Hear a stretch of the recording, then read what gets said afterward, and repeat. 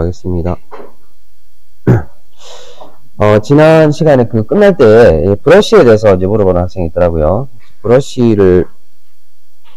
도대체 브러쉬가 어떤 역할을 하느냐 그런 질문이 있었는데 제가 한번 잠깐 여기 좀 사진을 한번 보여드리겠습니다.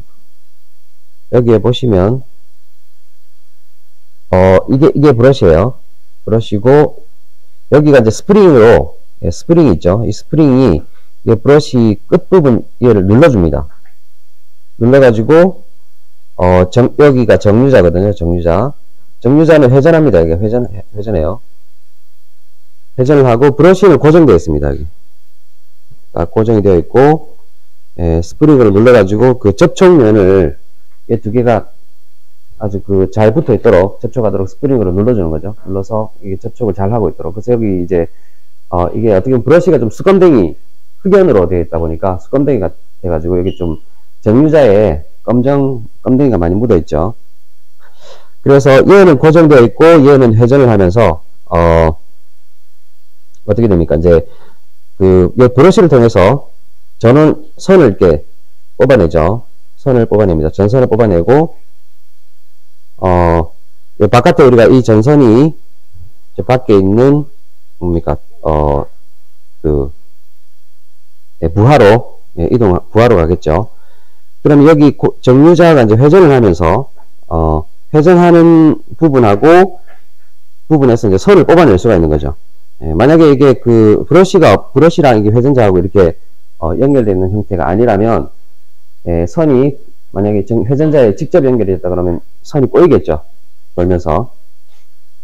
그래서 브러쉬 같은 경우는 회전하고 있는 물체로부터 전선을 뽑아낼 수 있는 그런 역할을 하는 게 브러쉬가 되겠습니다.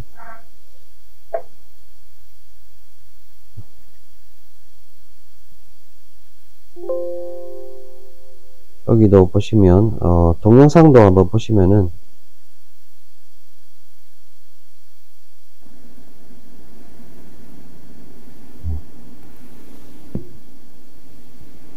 안에 정류자는 계속 회전을 하고 있죠. 여기 정류자는 회전하고 있고 브러쉬는 계속 고정되어 있어요. 그래서 이 회전하는 정류자에서부터 이제 선을 뽑아내는 그런 역할을 하는 게 브러쉬가 되겠습니다.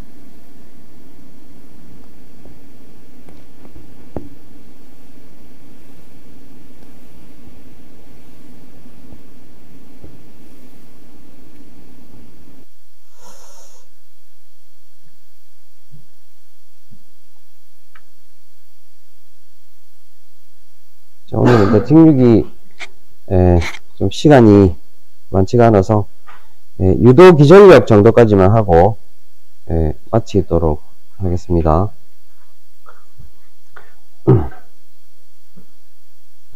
틱육이의 구조는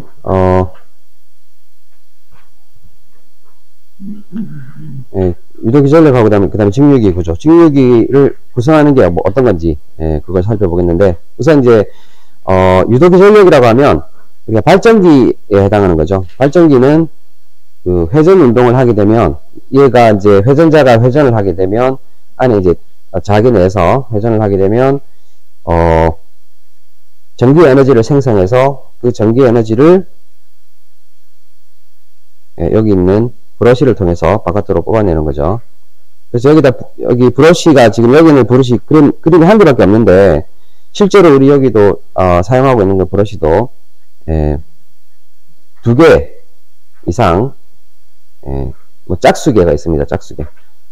기본적인 구조라고 보면 이제 2개라고 봤을 때 여기가 이제 플러스 전원을 뽑아낸다 그러면 이 브러쉬를 통해서는 마이너스 전원을 뽑아내서 직류니까 플러스 마이너스 해서 여기다가 뭐 백일 전구를 달았다 그러면,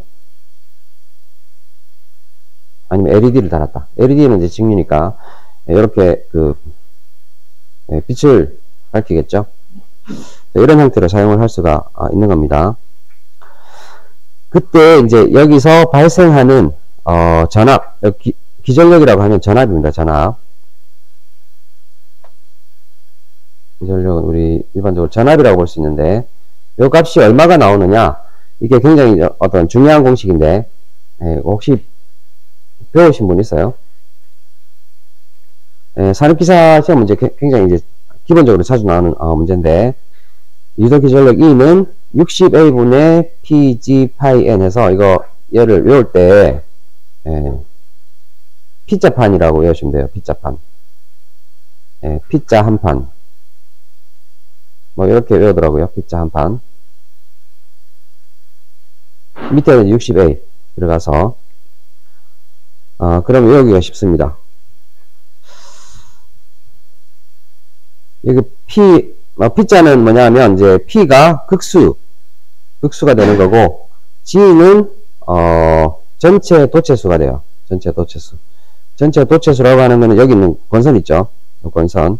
이게 하나하나가 다 도체입니다. 이 개수. 실제 저는 이제 그림상에 여기 하나, 둘, 셋, 네 개밖에 안 그렸는데, 실제로 굉장히 많아요. 굉장히 많습니다. 여기 안에 또 보시면, 여기 있는 게 다 도체거든요.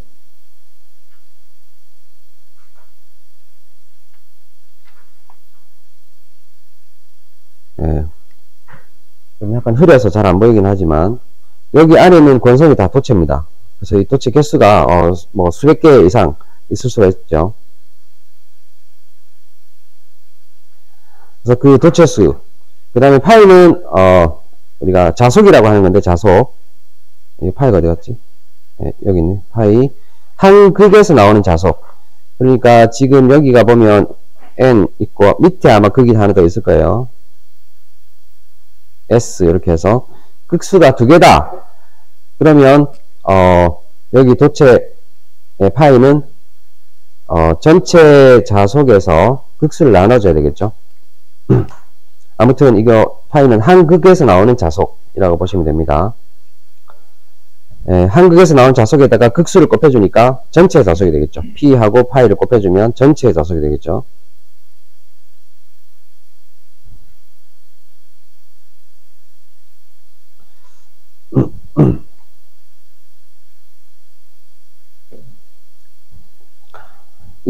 제가 지난 시간에도 이야기했지만 이 파이는 여기 계좌에 파이라고 하는 건 여기 N극에서 나와서 S극으로 가는 자속이죠.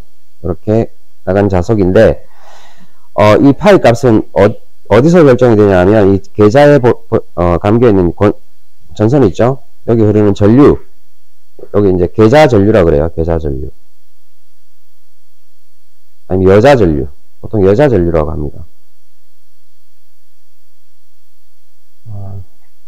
이 여자 전류 값에 비례를 해서 나오는 게 자속입니다. 전류가 크면 클수록, 그때 여기 했죠. 파이는 K하고 I, F 이렇게 해가지고 공식이 제가 그냥 참고로만 하라. 참고로만 하고 자속은 전류에 비례한다. 이렇게 참고로만 하라고 한 공식이 있었죠. 그거를 이제 생각하시면 됩니다. 아무튼 이렇게 해서 E라는 그 유기기전력, 얘는 이제 전체 유도기전력입니다. 전체 유도기전력. 그러니까 전체 전압이라고 보시면 돼요. 전체 전압. 그 다음에 여기서 이제 A라고 하는 거는 뭐냐, 60A. A라고 하는 거는 병렬 회로수가 되는데, 병렬 회로수 같은 경우는 이제 중권인 경우에는 병렬 회로수는 극수와 같아지고, 파권인 경우에는 A는 2가 돼요. 이건 이제 중권, 파권 같은 경우는 다음 시간에 배울 겁니다. 이것도 답은 넘어가서.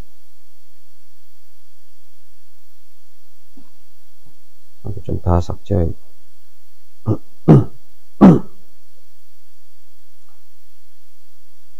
이렇게 하니까 이게 좀 과정이 복잡하네. 아무튼 그 다음에 이제 또 중요한 공식이 주변 속도라는 게 있습니다. 주변 속도. 이 주변 속도라는 건 뭐냐면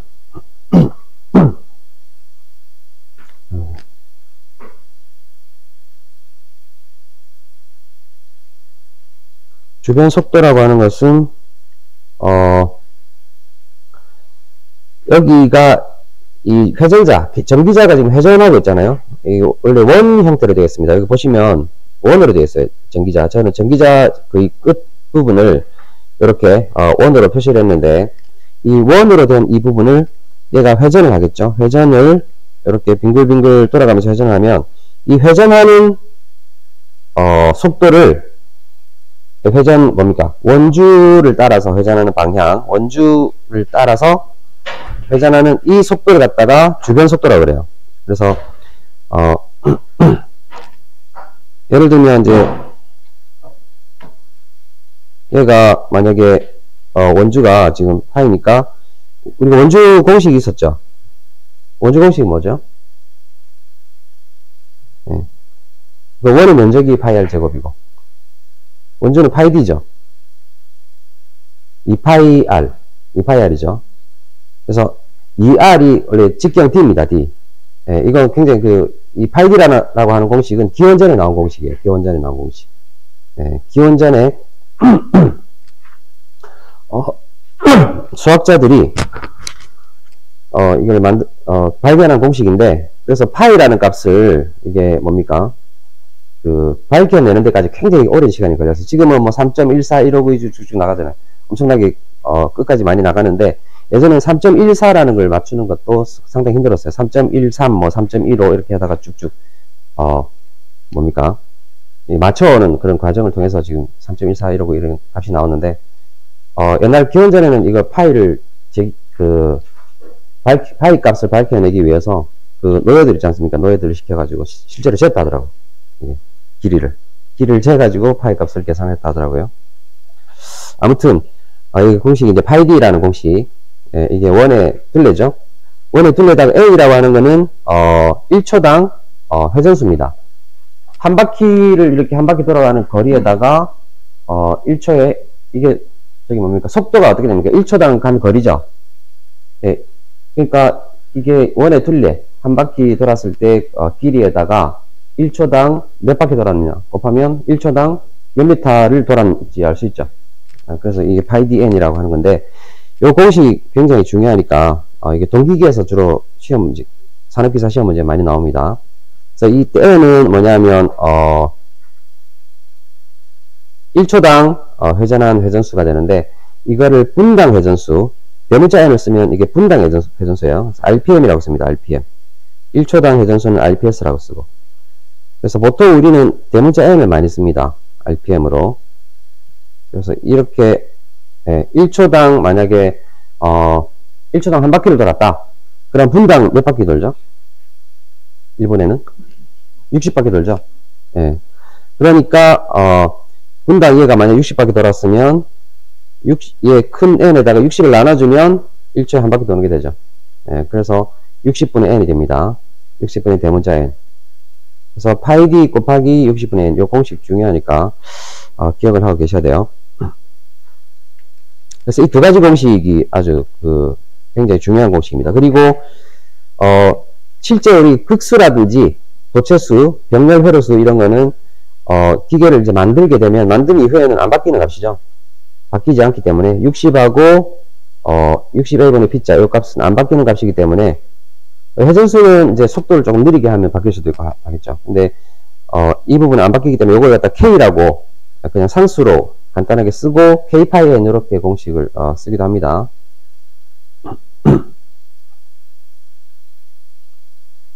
자, 그리고 유도 공식 시간이 거의 다 돼가네요.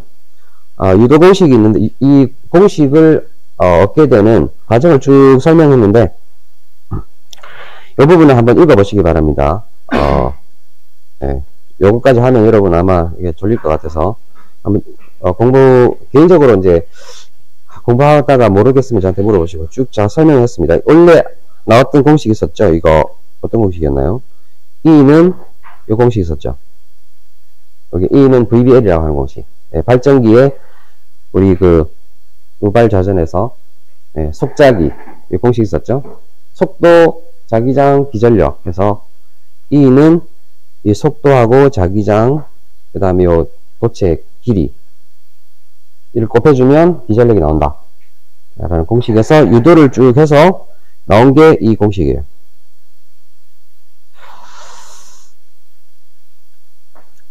그리고 이제 참고로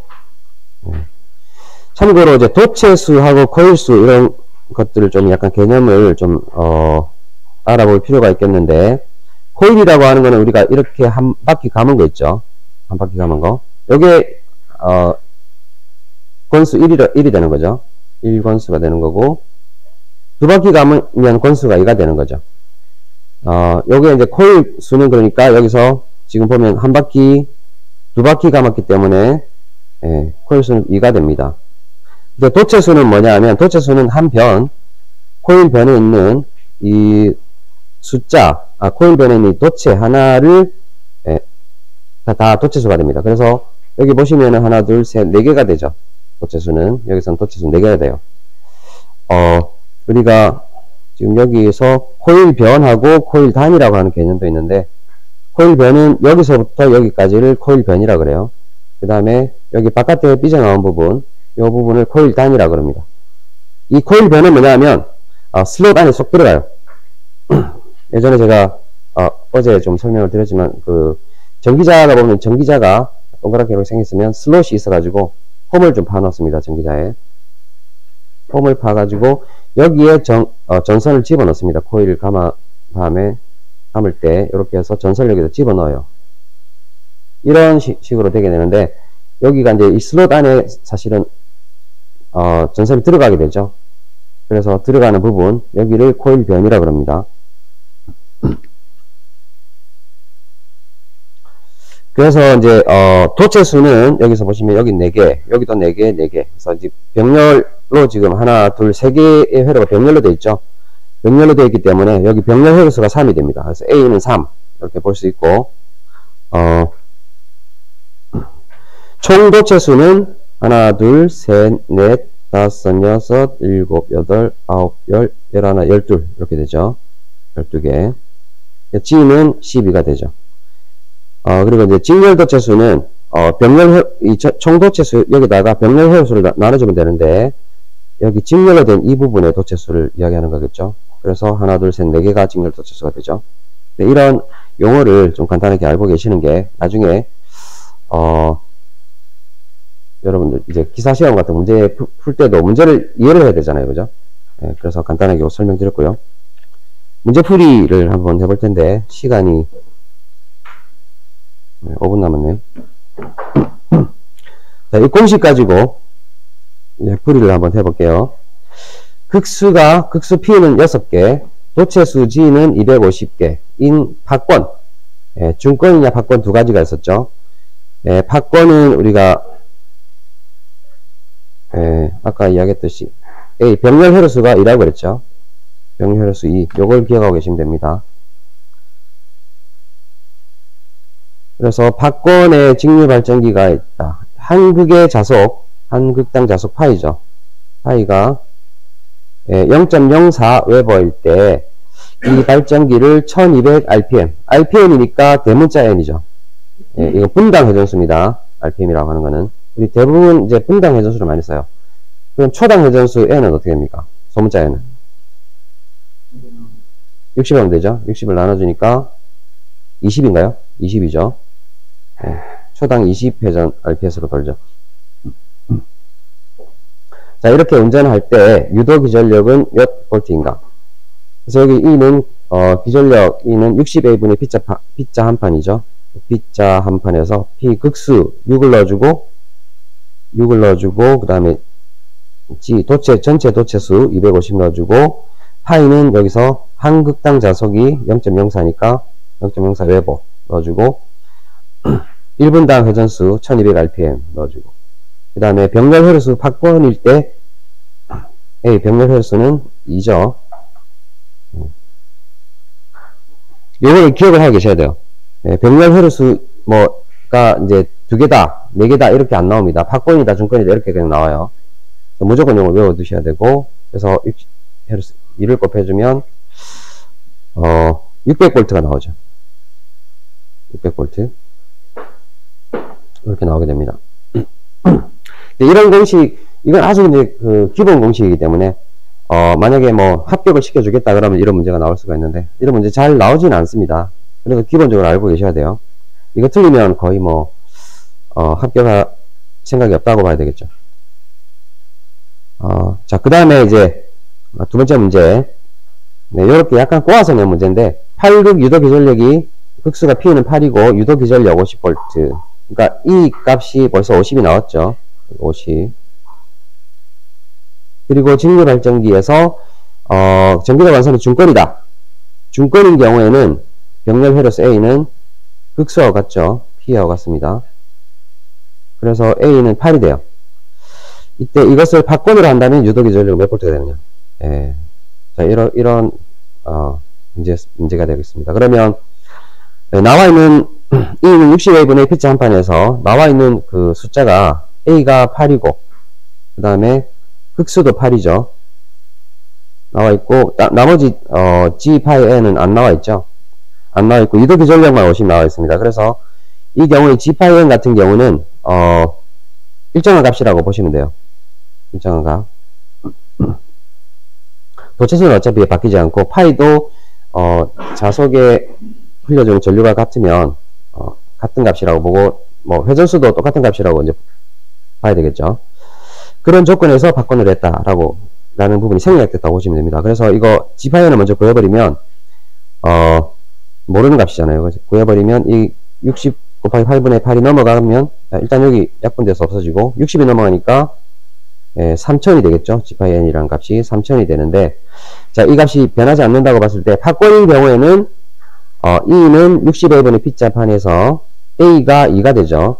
병렬 회로스 2가 되니까 60 곱하기 2 극수 아까 P는 8이었죠. 8 그대로 되고 아까 G파이 N 구해놓은 거 위에서 구한 값 G파이 N이 3000이었죠. 얘를 여기다 넣어주면 박권인 경우에 유도 기전력 구할 수 있죠. 약간 이제 꼬아서 내는 문제인데 네, 이런 정도의 문제도 우리가 풀 수가 있어야 되겠습니다.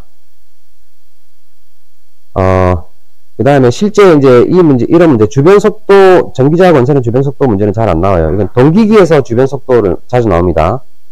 어차피 똑같습니다. 똑같은 공식을 쓰기 때문에 이 주변 속도를 구하는 부분 많이 나오는 문제이기 때문에 기억을 하고 계셔야 돼요. 12극의 회전자 외경이 2m인 직류기가 1800rpm의 속도로 회전한다. 그때 주변 속도는 V는 파이 dn, 파이 d 곱하기 60분의 대문자 n 해서 여기 n은 rpm이 들어가죠. 1800 들어가고 파이 d가 외경이죠. 외경이라는 게 그겁니다. 지름입니다. 지름을 바깥지름이죠. 바깥지름을 외경이라고 하는데 여기 d 넣어주면 돼요. 2m 넣어주고 파이는 3.14 넣어주면 3.14 곱하기 2 곱하기 60분의 1800. 예, 극수 12는 필요 없죠. 여기 필요 없는 정보입니다. 그래서 188m/s로 회전한다. 이렇게 두 개의 공식은 중요하니까 외워두시고 다음 시간에 직류기의 구조 살펴보도록 하겠습니다. 오늘 여기까지 하겠습니다. 고맙습니다.